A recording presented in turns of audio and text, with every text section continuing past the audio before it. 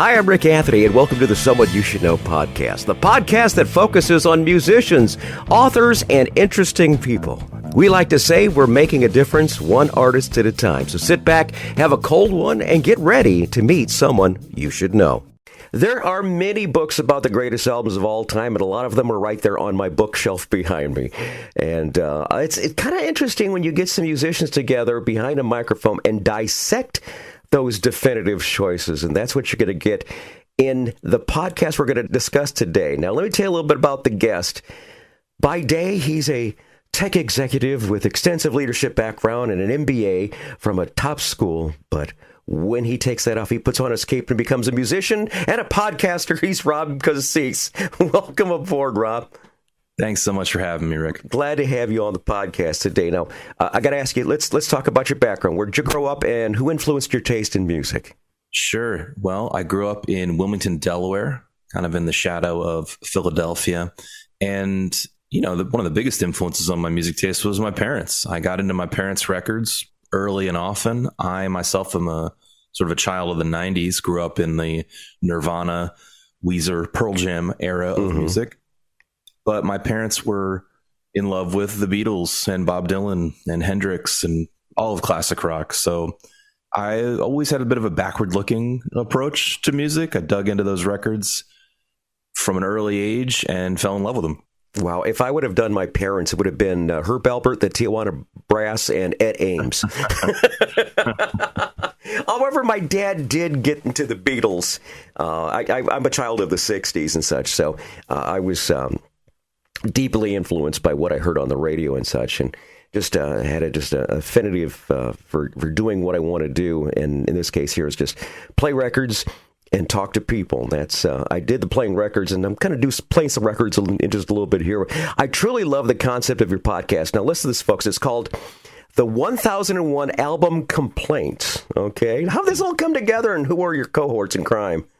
Yeah, it's all guys I grew up with, all musicians. We've known each other for a very, very long time. We got together in high school and college, and we've played in a bunch of bands over the years and in different parts of the country where we were living. And what we've always done is we've had these conversations at the bar or after the show or in the band about records and kind of nitpicking them and talking about production decisions and goofing on stuff, even the stuff that we like. So during the pandemic, we were missing each other. We were missing that personal connection, and we were feeling like we needed an excuse to dive in and discover new music and have these conversations. So we made the podcast, and that's really what it is. And we tell the story behind the records, as well as kind of get into the minutia of how they were made and what we think is maybe funny about that. Awesome. I really love the concept. I'll tell you what, let's just go ahead and talk about some of the recent albums that you've had on there. You've had Emerson, Lake and Palmer's Tarkus, which I remember playing many times, White Denim's D, and one of my favorite albums, Deja Vu by Crosby, Stills, Nash & Young. Now, what were some of the highlights and lowlights of those three albums that you discussed? Well, we'll start with the highlights. Deja Vu is a near perfect album, and I was familiar with it before it came up in our podcast list here, but re-listening to it, you know, one of the things this podcast allows on a week-to-week basis is that kind of intense listen on headphones that where you're really, I'm just diving back in, I'm paying attention, in addition to learning about the members and digging into the history, which always makes me appreciate the music more. But dang, that is a confident debut. I think one of our co-hosts said it burns so bright and so hot that it could only be a one-off. They broke up pretty much right after. Right, yeah, because they added so many extra people on that one too. It was like a super group that actually had a super group. Exactly, exactly. And I was surprised to learn that it sounded like a bit of a grueling process to make the record. No one was particularly happy. They were all dealing with breakups, and David Crosby was dealing with the death of his girlfriend, which it seems like he kind of never got over. But they made something darn near close to perfection. I think it's a great songwriter showcase, a great showcase for clearly the harmonies that are in there. Just a terrific effort. One of my favorite songs on there is one that every time I had an opportunity to play it, I played. It was Country Girl. That medley of like three songs, Country Girl, I Think You're Pretty, Neil Young does a lot of the lead vocals on that particular portion. But yeah, that's just a song I just absolutely loved. Yeah, I would say the album is really great front to back, and it's kind of rare that is the case. There are usually a couple clunkers on even some of the best records, and I think the fact that they're working with 4 songwriters and 5 if you include Joni Mitchell coming in with Woodstock, you get a nice pastiche. It also feels like a live band. It feels like they were meant to be together and sing together. All right, very good. I'm going to ask you another question here. This one you probably have discussed too. Debut albums. I know some of my favorite debut albums. What about you? What are some of your favorite debut albums by bands or solo artists? Yeah, it's a good question. The couple that come to mind would be Talking Heads' debut, 77. Talking Heads were a really important band to me growing up, that kind of art rock aesthetic. I also like how a band like that changed and evolved over time. It's part of why they, I think, hold the spot they do in the canon. But I think they have a very confident debut, certainly. You talk about more straight ahead rock and roll stuff. Guns N' Roses' Appetite for Destruction. 87, yeah. I wouldn't exactly say it's one of my favorite records of all time, but I think it announces the mission statement of the band with such clarity and confidence. Sort of undeniable. I got to agree with you there. I'm kind of burned out on Guns N' Roses, but I played Sweet Child of Mine and, Welcome to the Jungle and Paradise City ad nauseum on the radio. Absolutely, yeah. I hear you. A lot of this stuff does get kind of played out. Another one that jumps to mind, we haven't done this one yet on the podcast, is the Black Sabbath debut. Oh, yeah. It doesn't have the hits really on it. They come later on the follow-up, Paranoid, and some other tracks. But I would just say the first 3 notes of the song Black Sabbath, which opens the record, are such a mission statement for the band. They tell you what you're going to get for pretty much the rest of their career. And I like that about them. Very good. And from your era, Pearl Jam's 10 was a phenomenal release there. From my era, Boston's debut album from 76, that one, I think I played the 8-track until it actually wore out. I've been listening to that one recently as it happens. And yeah, such confidence, Tom Scholz was just a genius. Everyone's going, who's playing keys? That's Tom playing the keys, too. He's practically doing everything on that record, right? Yeah, and that's just a mastermind. Absolutely. You got to throw in Alanis Morissette's debut album, Jagged Little Pill. Sure. I'm going to, as long as we're going 90s, I'm going to go Weezer. Weezer, too? All right. I'll buy that. I think it came out the year that I entered high school or thereabouts, and it was real important. In some ways, those 90s were a throwback to the 70s. I think so I was watching MTV in those times when I was in high school and listening to the radio and getting influenced by that stuff. But it also did remind me, it was the return of guitar solos. It was the return of that kind of garage rock aesthetic with a little bit of sheen on it. I dug all that stuff. Absolutely. Now, what are some albums in the record rack waiting for their due that are coming up in the future weeks? Sure. Well, I think by the time this comes out, we'll have begun our November listener request month. Oh, really? So pretty exciting. We asked all the listeners to tell us what normally we take a random approach. We go through, this whole concept is based on a book that a music critic wrote some years back called 1001 Albums You Must Hear Before You Die. The guy's called Robert Dimery. And we typically take a randomized approach to that. But this time we asked our listeners to give us recommendations. And so all through November, we're doing kind of big name records because that's what people voted for. Yes. So OK Computer by Radiohead. Right. We have never tackled Radiohead before. So pretty exciting. My favorite from them is The Bends. That is my definitive Radiohead album. Yeah. Believe it or not, Radiohead have 5 albums from this book in this really? list. Okay. And I think a lot of them belong there. Spoiler alert. OK Computer. Okay, we'll look for that one. Yes, exactly. We're going to do Hendrix, Are You Experienced? Oh, jeez, yeah. First Hendrix record, talk about a confident debut albums, yeah, there you go. We're going to do a Steely Dan. We're going to do the first Steely Dan record, Can't Buy a Thrill. There you go, yeah. Yeah, which is sort of a secret favorite of mine. It's not as much loved as the later Steely Dan material like Asia, which has a perfection to it. But absolutely. When you think about greatest albums, you got to throw Asia in there from 78, great album. Yeah, absolutely. So those are some of the ones we have coming up, and we're excited about. Okay, I'm definitely going to be tuning in this coming month here. By the way, we're going to include a link in the show notes so everyone can check out Rob's podcast. And I want to thank everybody for tuning into the Someone You Should Know podcast. We're on the web at someoneyoushouldknowpodcast.com. There you're going to find our recent news, our archive of past episodes in case you've missed anything along the way, and of course an opportunity for you to tell us how we're doing. Let us know. We like your feedback.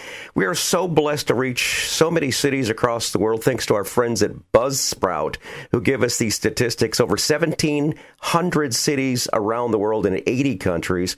Want to salute a couple of new ones: Wilmington, North Carolina, Narragansett, Rhode Island, and Niarville, Manitoba, Canada. Thanks for listening. We do appreciate the Someone You Should Know podcast, heard wherever quality streaming audio is available, and I'm sure that's the same places that we could hear Rob's podcast, which is called 1001 Album Complaints. I love that. That is just so neat. I love that concept, man. Who came up with the concept? We kind of came up with it together. We were on a text string. I believe the genesis of the podcast was really all the old buddies. Again, all musicians, all have known each other for a long time. Somebody heard What a Fool Believes, the Doobie Brothers song, on the radio at the supermarket or something like that. And we just started talking about it and joking about the different parts of it and the production decisions they made. And we said, we should record these conversations. We should get together. And the 1001 book just seemed like a good framework to keep us on track for that. So, and I don't know how you feel about that particular era of Doobie Brothers. I'm an old school Doobie Brothers. Talking about greatest albums, mine would be from 1973. This is maybe my top 5, I would say. Would be The Captain and Me from 1973. That's one you could hear from beginning to end, and I loved every single track on that album. Nice. I'm going to be honest. I don't know the Doobies as deeply. Of course, I know the hits. I also know them to be one of these bands that went through a lot of different iterations with different members. I find it a little intimidating to approach the catalog. Yeah. But I think it's one of the things that 1001 Album Complaints, our show, allows me to do, and what's been so exciting about it and keeps the energy up for us that are doing it, because we're researching every week. We're putting a fair amount of work into it, as you know, making a show every week. Yeah. It's exciting to learn about stuff that you haven't learned, or stuff that you've only glancingly listened to on classic rock radio. And you go, oh, no, now I get a chance to do a deep dive and really understand what's going on here. Absolutely. Now, I'm going to make a couple people angry here when I say this, but I am more of a Tom Johnson and Patrick Simmons Doobie Brothers than a Michael McDonald Doobie Brothers. And I know there's a lot of folks from St. Louis who are going to say, I hate you. Listen, Michael McDonald is, you can get your Michael McDonald almost anywhere. You don't need to go to the I've got his hair, Rob. Look, I've got his hair. Right. He's got quite a distinctive voice to him. There's no doubt about that. But you can get him on so many of the recordings of the 70s, the aforementioned Steely Dan even. I'll never forget, my father heard one of Michael McDonald's songs, and it sounds like he's singing with marbles in his mouth. I don't know. So I apologize to all of you who love Michael McDonald, but I'm going to stick with Pat Simmons and also Tom Johnson. Now, here's a question I've got to ask you. This is probably one that's not in the book, but an album that you truly love that most of us have probably never heard of. Yeah. The one that comes to mind is a band called Dr. Dog. And one of their first efforts, it's called Easy Beat. Definitely not in the 1001 book. They're a more modern band. And they're out of Philadelphia. They're now, I believe, retired. They made a bunch of records after this. They kind of rose to some prominence. They toured a bunch and probably released 6 more records after this. But they were one of those bands that had a strong influence on my friends and I, because we grew up in that era. We saw them kind of real early in their career. And this record typifies, I think, it's called Easy Beat. You can find it on Spotify or wherever. they're a throwback to stuff like the Beatles, lots of harmony, somewhere between the Beatles and the band is maybe how I would describe. Okay, very good. Very good. Describe Dr. Dog, especially in this era, but also with a real lo-fi, do-it-yourself kind of attitude to songwriting and record making, and just a huge influence on me. Very tuneful, memorable tunes. So yeah, definitely recommend Easy Beat. Okay, I will check that out. As a matter of fact, I might even put a link down in the show notes if I can find some material by them and let the listeners listen to that. Here's one I'm also going to add in the show notes. Mine is a guest on one of my original shows. Now, this Someone You Should Know podcast was actually a national show in the late 90s, early 2000s. And I had a guest, I think she was probably my second guest, a very wonderful young lady who had an album that it's in my top 20 albums of all time, but you've never probably heard it. Sadly, she released the album, her record label went under, and the master tapes were seized as part of the assets. So years later, she finally remastered it, released it. It was on Spotify. It didn't go anywhere commercially because it was kind of 15 years later.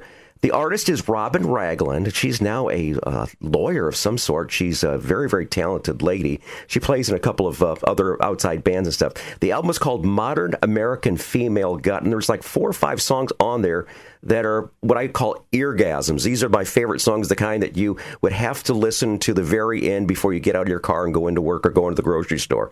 But I'll include that in the show notes. Robin Ragland's Modern American Female Gut is my personal favorite there. Now, let's talk about something you do outside of the podcast. Besides being a podcast host, Rob runs an independent record label. He's a music collective called The Chop Unlimited. Now, this focuses on vinyl prints of concept albums, some of your own stuff and some of your cohorts. Once again, tell us a little bit more about your cohorts and tell us about what the Chop Unlimited is all about. Yeah, so the Chop Unlimited is actually named after our first band, if you will, the band back when we were in our 20s. Okay.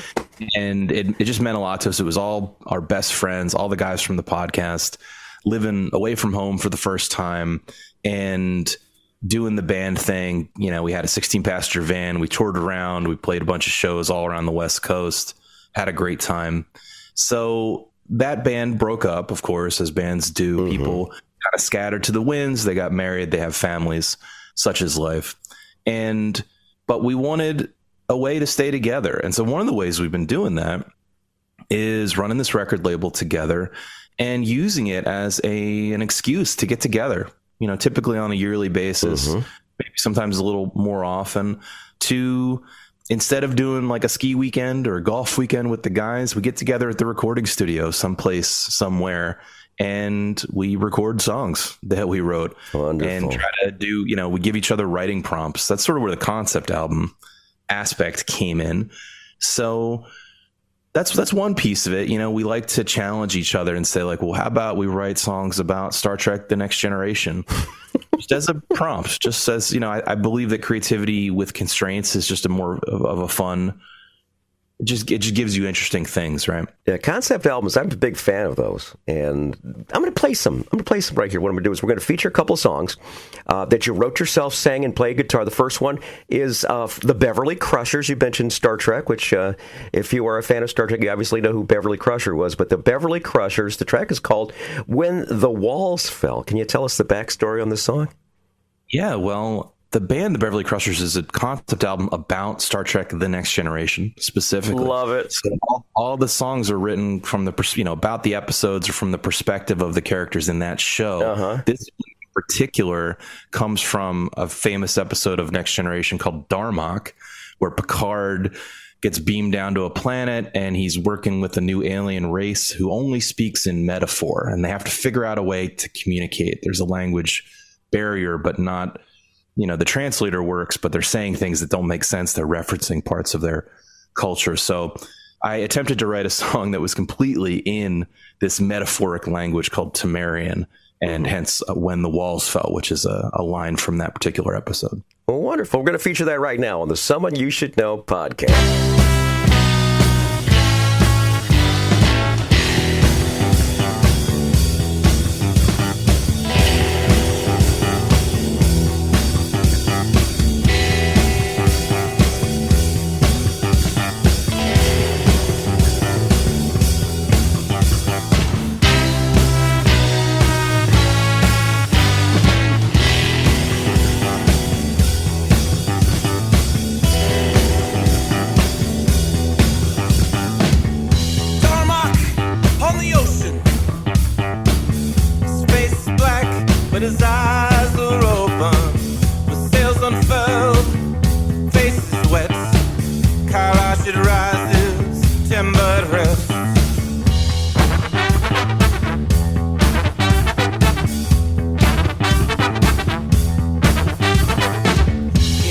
Bashan, children of Tama with eyes closed, the beast of Tanagra, of September, open wide, when eyes are red, Kailash will rise. Shaka, when the walls fell. Shaka, when the walls fell. Shaka, when the walls fell. Shaka, when the walls fell.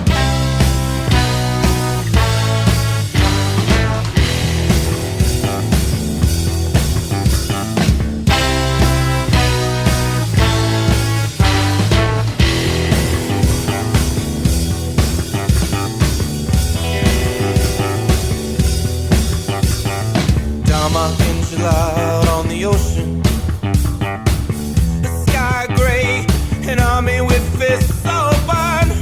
Hobaya of the crossroads, under two moons, an army with fists closed. Shaka, when the walls fell.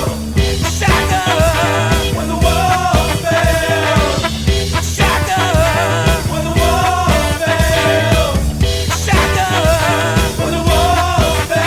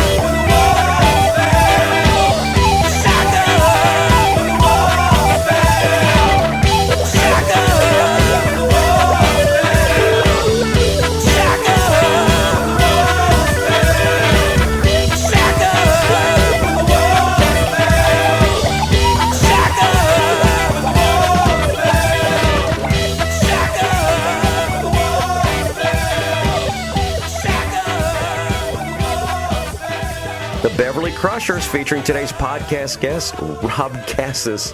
And that's a great song right there, When the Walls Fell. Wow, that's cool. I like that. I love concept albums, and that's a good one right there. Where can everybody find information about your podcast, your label, and a little bit more about you? What's some good socials? Yeah, you can just go to @TheChopUnlimited Instagram or thechopunlimited.com. Both of those will get you to all the links for everything. Our podcast, 1001 Album Complaints, which is our weekly music podcast, as well as the Beverly Crushers. We sell merch and vinyl, and we're actually working on a follow-up record right now to our original one, Sick Bay, where it'll take you to the Spotify link and all the other stuff our record label has done, the other concept albums, and stay tuned for more. No, he's talking about merch. When he's talking about the Chop Unlimited, you cannot get beef or pork or chicken. Okay, just so you know, it's going to be merch. Okay. How about final thoughts that we should know about the 1001 Album Complaints and you? What should we know about you? Just that I'm a passionate person who loves music, and I'm so happy I found music in my life. It's been such a through line for me, even as I get older, as more responsibilities in life come, reimagining and adapting how you're engaging with this thing that you love. I think is such an important part of growing up and growing old. The show is a great venue for that. I think what you'll hear if you tune in is not only these backstories, which I've always been fascinated by since I was a kid, reading those liner notes, wanting more information. We exhaustively research every record, and we give you a lot of that backstory. And then we let you in on the conversation that musicians are having at the show, after the show, at the bar, just chopping up what is happening on these records, how they did what they did, why they did what they did. That's a brilliant concept. I really, once again, want to salute you guys for coming up with that. By the way, if you are ever going to do the Boston album, here's one for you that I just personally happen to observe. We had one of the original pressings of the CD, and Rock and Roll Band is 3 minutes long, but on the label, well, actually, it would be on the back sleeve of the CD. It says 2 minutes and 60 seconds. It doesn't say 3 minutes. It says 2 minutes and 60 seconds. I'm sitting there going, that's 3 minutes. Somebody was asleep at the middle. Absolutely. Or someone was trying to make a little joke. There was another one. There was a song that I absolutely loved from Dire Straits. They had an album called Love Over Gold. I think it was in like 1982. And they had this song called The Telegraph Road, and I think it's like 14 or 15 minutes long. But on the very back label, it says that it was recorded at 30 IPS. So I did the calculations on how many feet of tape that actually was to record that particular song. And it's just little things like that. See, that's one of the things I used to share when I was on the radio. For all those many years, I think listeners love those backstories, those insider things. Luckily, through my years of being on the radio and working for the All-Star Radio Network, I've talked to thousands and thousands of musicians and actors and actresses, and those backstories are always fun. Like, you see Ozzy Osbourne or something like that. I'll never forget the time that we saw Black Sabbath at blah, blah, blah. It was, it's always great. And to have that personal connection with your listeners, that provides that credibility. Absolutely. And I believe it helps you appreciate the art that much more. I always, 100% of the time, even if ultimately I don't like the record that much or it's not for me, because not everything's for me, and that's fine. But by learning about it, by learning where the artist was at, what they were trying to achieve, and the circumstances, I always appreciate it more. Very good. We're going to wrap it up with another concept from the Chop Unlimited, Ghost Beef. Tell us about Ghost Beef and Lord of the Beeflands. Yeah, this Ghost Beef came about as a long-standing inside joke and another writing prompt to write a heavy metal album about Arby's, 70s heavy metal, kind of Black Sabbath-inspired album about the fast food franchise Arby's. We thought, we've always loved Arby's. We always made it our number one tour stop, and we just joked about it for a long time. We thought heavy metal was the right genre because the fast food industry is inherently brutal. It's brutal to the consumers who consume it. It's brutal to the animals. It's brutal to the employees. It's not great for the environment. But ultimately, this is a concept album about a dystopian future where a maniacal founder of a fast food franchise has enslaved the land. And, we like to take these silly sounding concepts and then treat them with a certain dead seriousness in terms of when we get in there. So it's fully produced, I think, well-written songs, if I do say so.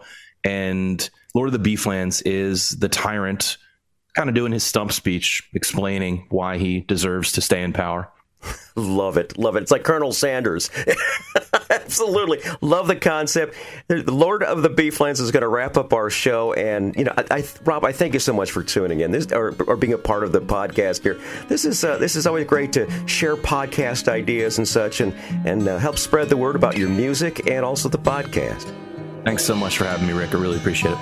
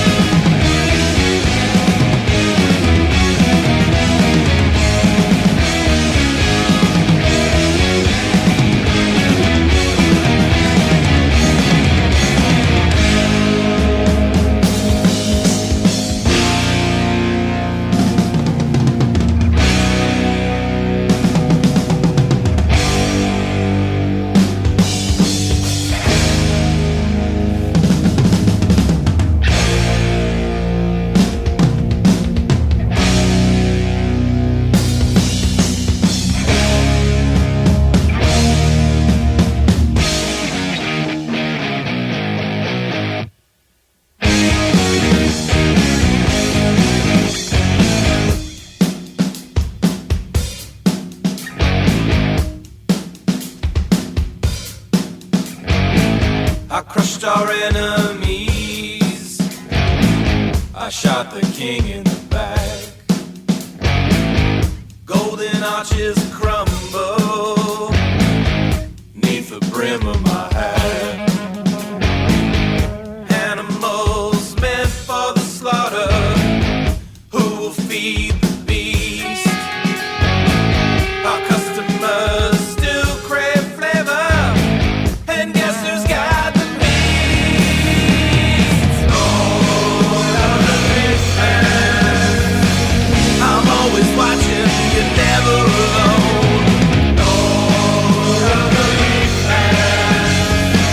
Prostrate yourself before the curly throne.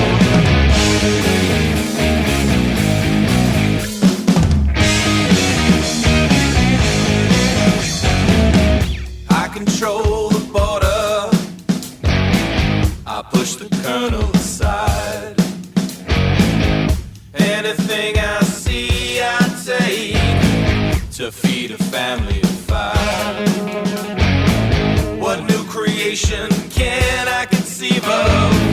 No flesh is ever dismissed. Who but me can serve these masses and rule them with a meaty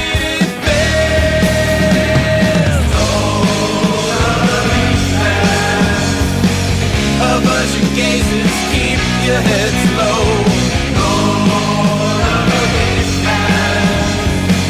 The horsey elders have proclaimed it so.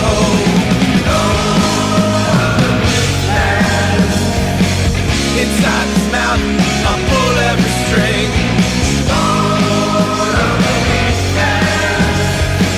I keep on waiting, but the bell never rings.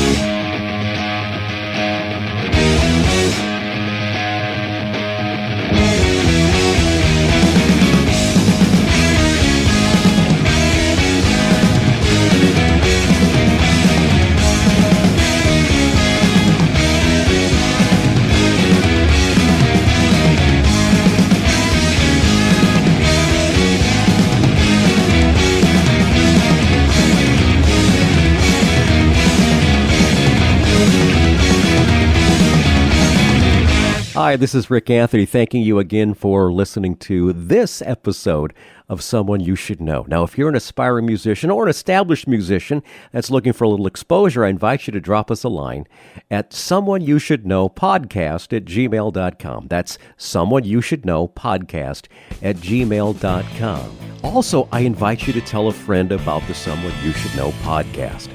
I thank you for tuning in this time, and I invite you to check us out next time on the Someone You Should Know podcast, because you never know who's going to show up.